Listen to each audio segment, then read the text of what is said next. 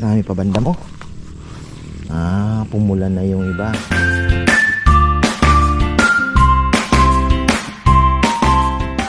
Ayan mga ka-farmer, singit vlog tayo. Ayan, as promised. Pakita naman natin yung ating talaga si tatay second pinalo upan niya pa po ito. Actually hindi to second application follow up application lang po ng herbicide kasi hindi kami nagpamboto. Ayan 6:30 ng umaga. 6:30 ng umaga. Maganda talaga. So ganito din oras tayo mag-i-spray ng ating fish amino acid. Dami pa banda mo. Pumulan na yung iba.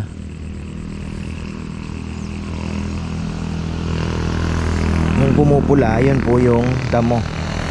Medyo makapal ito Mukhang wala na mag-aanong huhulipan.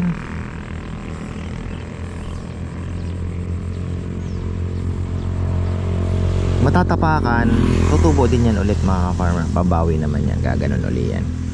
So wala pong problema kung matapakan yan.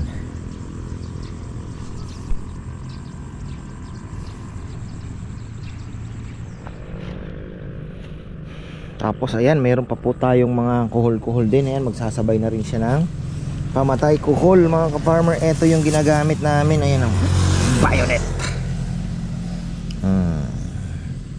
Ito hindi lang po ito pang kuhol mga farmer Pwede nyo pong gamitin ito kung may problema kayo sa yung mga suso sa farm. Let's say marami po kayong actually naglalabasan yan pag tag-ulan. Pag basa-basa na po yung mga marami pong lumalabas na ganyan, yung mga snails. So pwede po yan. Actually ito parang attractant siya Nyari, ilagay mo lang sa isang gilid o kaya pwede mo ding isabog o kaya naman kung gusto mo lang na iganon mo lang sa isang gilid. Ano po yan, pupuntahan nila, naamoy nila. Makikita mo doon na mamamatay mismo sa tapat na sa gilid ng sa nakapalibot doon sa ilalagay yung bayonet na yan, greens na yan. Napaka-effective yan. So ayun lang, nabanggit ko lang. Tapos ayan nga, nag-follow up si tatay kasi hindi siya kumbinsido na isang pasada lang. So ganyan ang style namin. Actually pangalawang beses itong ginagawa. Hindi po kami gumagamit ng pre-emergent herbicide. Ito po ay post-emergent na ginagamit namin. Ibig sabihin patubuin mo muna yung damo bago mo sprayhan ng pamatay damo Hindi kagaya nung nag-i-spray na ng pamboto tapos magpa-follow up ng herbicide. Mas pansin namin parang mas marami pa din po ang tumutubo compare po sa ganito, 2 beses ka maglalagay. Kumbaga dalawang 1.2 hectare ito yung isa 2 bote unang application. Itong follow up actually lang ang pagitan, 2 araw. Ganun lang po ang pagitan ng kailang humihingi na po ng abono yung palay kahit maliit pa. Medyo may dilaw-dilaw na po yung dulo din kasi yan.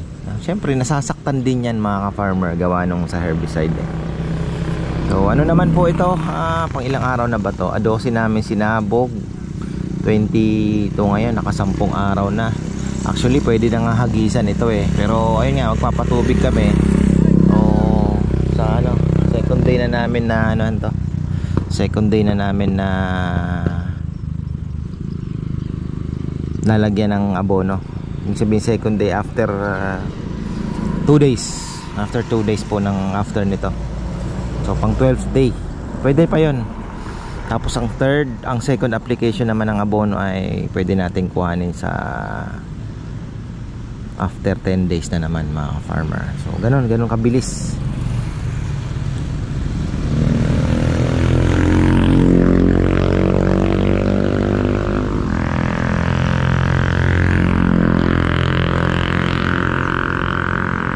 Tatlong gamit nilang ayan tatlo ang gamit na Pati pa si Dodong, may exercise lang palagi, oh. Jogging na naman kasama yung anak. Sarap, ah. Jogging, ah.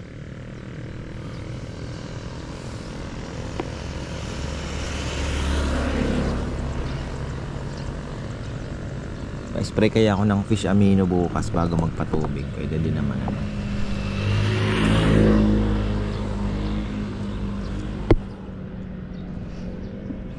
Marami pa punda mo, tay?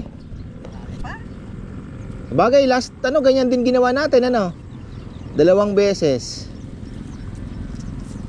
Bagong labas. So ayan, ano lang, nagkwentuhan kami. At ito palang ano, hindi pa gagamitin ngayon pag may tubig na daw. Actually, counting ano na lang naman po ang hihintayin. Pagka umarangkada na po itong ating palay, hindi naman na wala na. Yung kuhol ano na yan, hindi na masyadong makaka-apekto. Hindi naman po natin talaga masisiro yung kuhol na yan, eh. Ano lang naman, control. Kagayan, marami na po ang napatay, mga farmer. Kasi kung itong mga naan dito, yan, may mga buhayan, mga farmer. Pero yung karamihan po na sa ano na, mga patay na yan. Kasi ang hinahabol nila dyan, yung tubig. Ayan, oh, mga napatay na po yan. So, ganun ang diskarte. Ito mas makapal. Tingnan nyo, napakakapal. Oh, kasi inbreed ito. Pero marami pong pinagkainan yung dulo, ah. Ano kaya ang kumain dito? Ibon? Mukhang nagtapon na rin siya ng pangkuhol.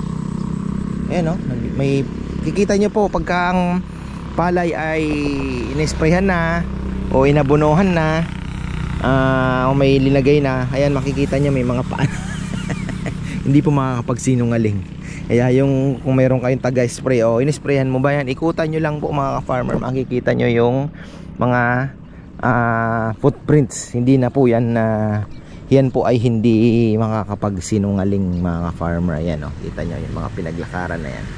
Yan yung makikita nyo, okay, inesprayhan to, ano, diba?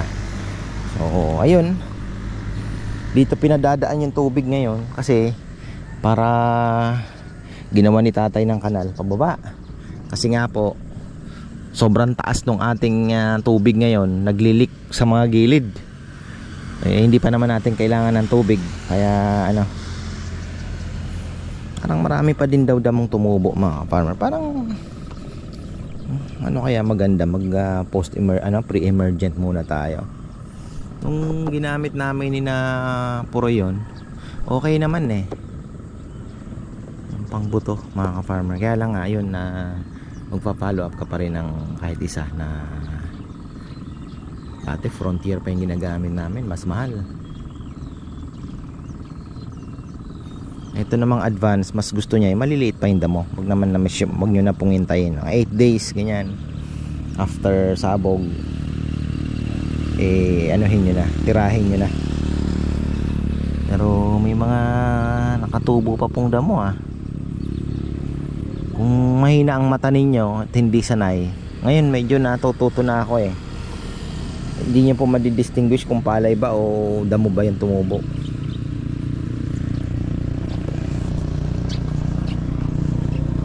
So ayan po yung mga footprints, oh. Okay lang naman yan, matapakan, mga farmer, kasi actually sobrang makapal nga itong ating sinabog. Pero tingnan na lang natin, makikita naman po natin sa sikat ng araw kung kailangan natin magdagdag, kasi mas maaraw po, mas ang sunlight, mas malakas po ang pangangailangan niya ng fertilizer. Ayan.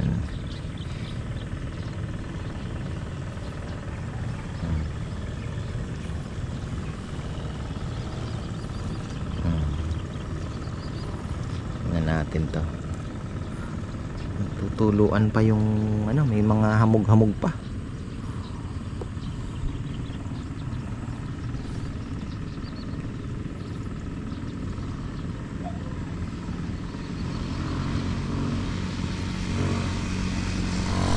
Shout out pala kay Lucas Nucom the Port.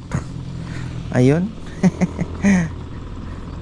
Ating kaibigan Oronce family, ayan, shout out din po sa inyo.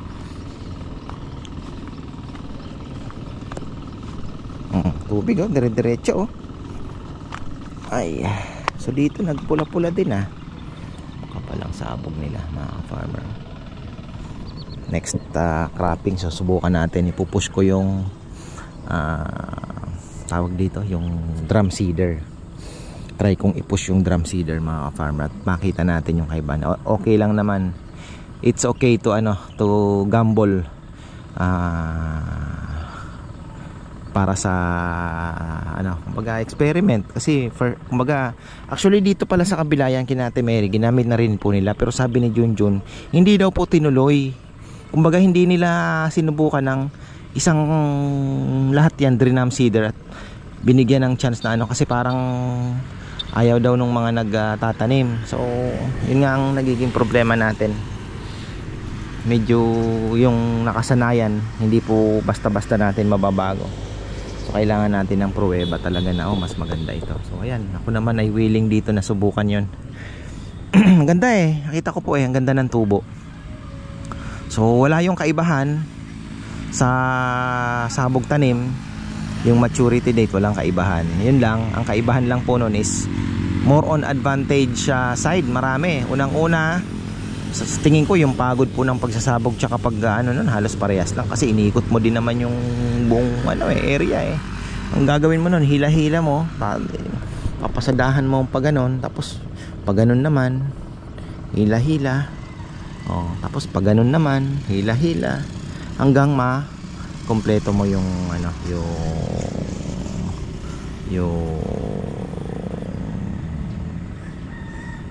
makompleto mong mataniman, malaglagan ng palay. Ang ganda nun, may distansya, tipid sa binhi, tapos mas mabilis pong mag-control nun sa damo kasi kitang kita mo agad.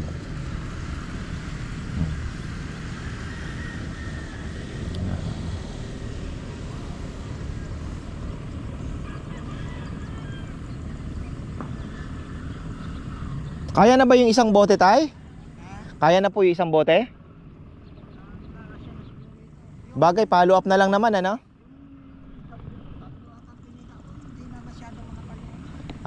doon sa baba mas konti ang damo.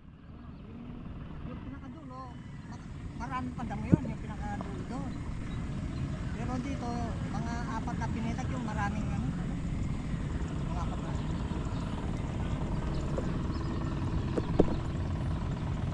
Susunod, medyo mababawasan na yung... Oo, kasi mentas to kumukunti yung damo sa harvest time, konti yung butong maiiwan,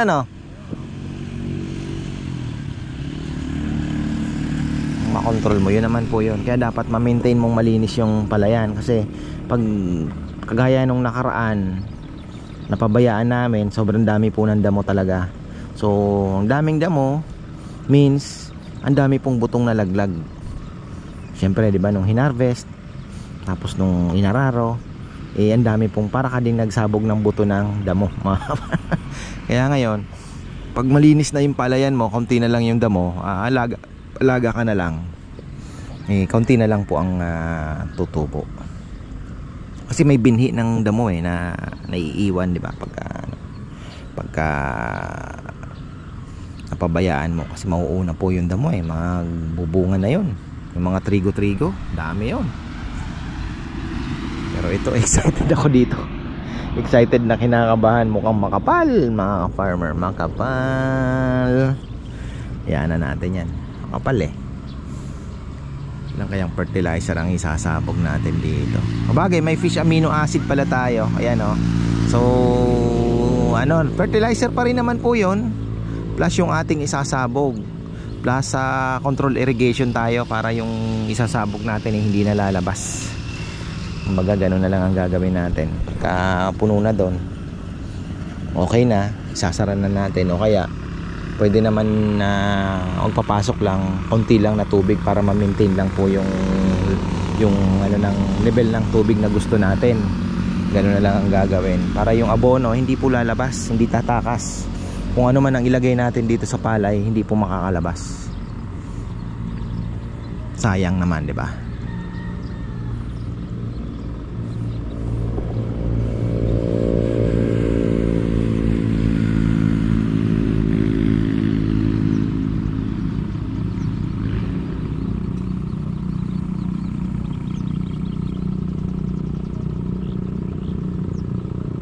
Di pa pwedeng gamitin dito yung ating biniling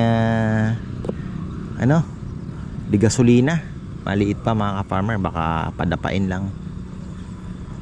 Bagay pwede naman yung parang mist na makokontrol naman po yun.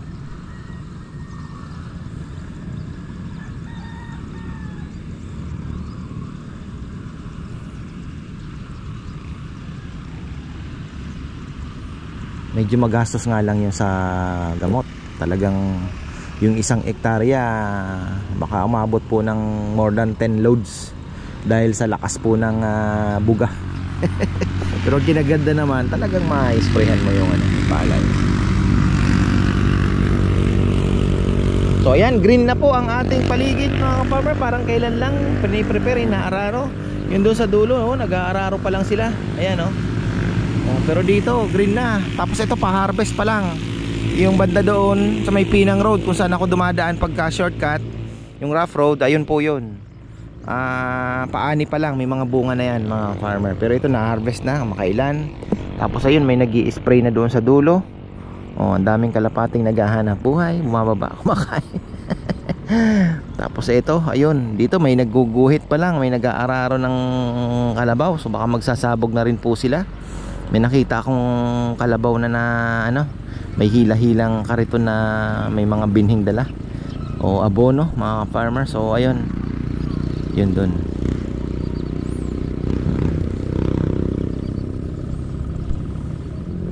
Ayan mga farmer ang ating ngayon. So ito ay sa kabila, nakapag-call na nga mga farmer, confirm pang call. So ayan, tayo naman ay may papalo up ulit ng call kasi nga ito medyo manipis, although makapal sa hybrid na pero yun nga, pagka napabayaan yun sa kuhol lang, walang matitira, kakainin po yan.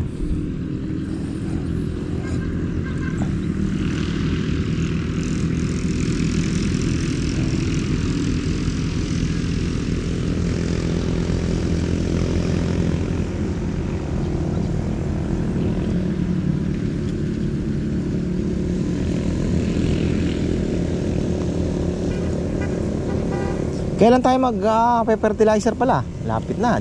12 days, pwede na. Para natin to. Bang tama, galing sa spray, medyo nasaktan din yung palay kahit papaano, di ba? Pang recover.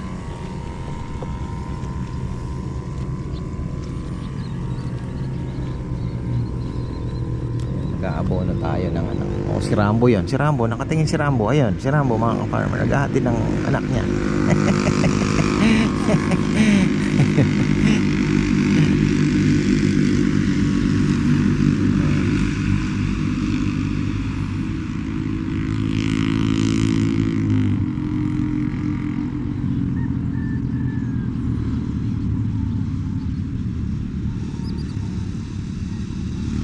Gandang tingnan mga farmer. Ang sarap magpa-araw, grabe. Naamoy mo yung herbicide, ang sarap. Hindi naman yung hangin So ayan, sarap sa bukid mga farmer. Paggising mo, ayan ang bundok. Wow, diba? Kaya lang ang bundok po namin pag tag-init ay kulay brown. Dahil po siya, dahil na rin sa kagaya nitong side na to, hindi tinutubuan po yan ng kung gusto mong magtanim ng puno, pwede din po, kaya lang mahirap buhayin, gawa ng rocky. Mabato po yan, parang sambales yan mga ka-farmer, puro bato. Ayun nangingitim, puro mga bato. Maganda sana kung mataniman, and then kaya lang sinusunog din mga ka-farmer. So ayun. Tapos ayan, yung dulo, yun medyo untouched na yun, yung taas na yan, hindi na po ginagalaw yan, bawal yan. Yung banda dito sa baba yun, marami pong nagtatanim kasi dyan. So guuling. Yan, medyo brown pa. Tapos sa pag tag-init, syempre dahil walang gaanong ulan, ay kulay pero maganda pa din naman mga farmer. Tapos ang bahay, ayun lang diba? Sa likod ng blue na kaya kitang-kita. Kahit paggising mo, umakyat ka lang doon lumabas ka lang doon sa may open deck, makikita mo na po yung palayan kung naandito na sila diba? Sa tanaw na tanaw mo na. Ang namimiss ko yung may kubo sa gitna ng bukid, yung Di pong malayo po yung lalakarin mo. Tapos sa Bicol kasi ganun na nasanay po ako noon eh. Pero noong time na yon ay nag-enjoy ako noon bilang bata. Unang-una hindi ko alintana ang init. Pangalawa po, dahil mahilig din akong manghuli ng mga isda-isda.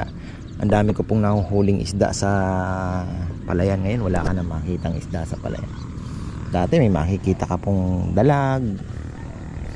Ngayon wala na. Puro pesticide ng palayan.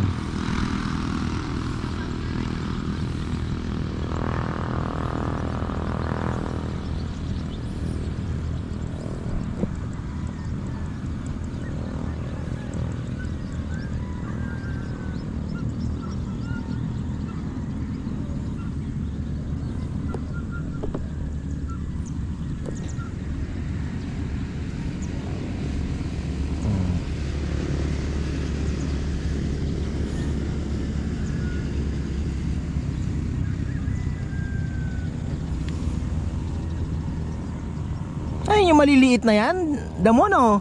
Damo yan kuya. Yung mataas, palay. Palay na yung matas yan. Ah, nalilito pa rin ako ah. So yung mas maliit, Na marami na namatay na ano, damo. sa gitna. Parusa ko na. Kailan daw magpapatubig si tatay? Bukas din. Bukas na yan. Maganda uminit ng matindi ngayon para lalong mamatay yung damo no? Oo.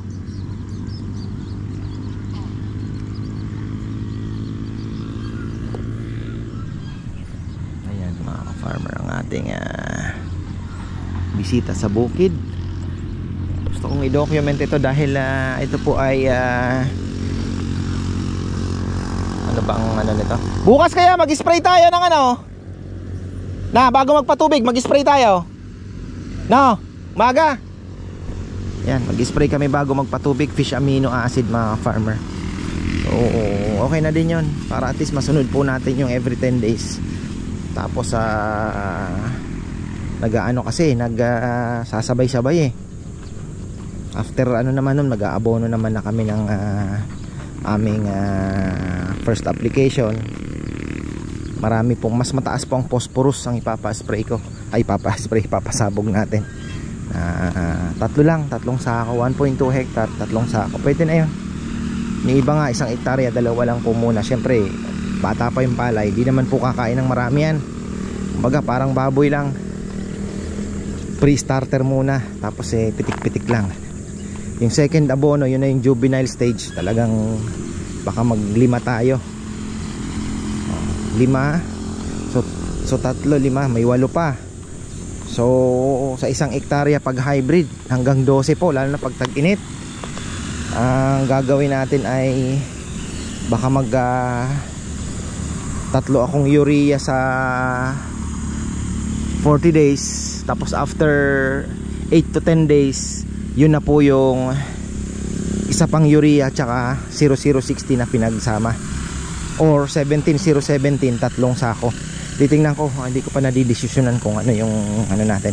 Kasi ang bala ko dito, kasi yung urea po, pagka naglilihi, pag nabigyan nyo ng urea, sabi nila, ang palay daw po ay magde-decide na marami siyang ilalabas na butil, di ba? So pag nabigyan mo ng urea sa tamang panahon ng paglilihi niya, maglalabas po siya ng maraming butil. So pag buntis na po siya at nakahanda nang lumabas yung butil niya, mangangailangan naman siya ng potassium para naman mas mabintog naman yung mga butil niya. So yun po yung bala kong isundin, ano? Kasi talagang pagdating po sa palay, timing napaka-importante. So yun po yung last na hindi natin nakukuha dahil hindi ko pa po alam yung timing ng paglilihi. Bilang-bilang lang ako. Yung pala, pwede mo naman i-dissect yung palay para makita ko naglilihi na. Tapos ang kinaganda nito, si Agritech, yung SL company, ay meron pong program mismo sa sabog tanim. ang sabi niya 40 days. O isipin nyo, 40 days after sabog, doon yung top dress, kasi naglilihi na po yung palay. So kami nung nakaraan 52 days mga ka-farmer, late po kami ng almost 2 weeks. So yung sinabog namin, halos potassium na lang ang napakinabangan siguro doon, pampabintog ng bunga, or baka late pa. Kasi after nung nagsabog kami, bigla nang naglabasan na yung ano, sabi ko late na tayo. Biglang naglabasan na yung bulaklak. Ibig sabihin nakapag-decide na yung palay na maglagay ng kung ilan ang ibubunga niya. Nakapag-decide na siya. Wala pa naman kaming foliar na in-spray, kaya medyo talaga sumablay kami. Pero ayun, naka 141 pa rin naman po kahit papano. Ito, expect namin kung maganda naman panahon, siguro baka magparehas din ulit o baka mahigipitan pa, sana, di ba?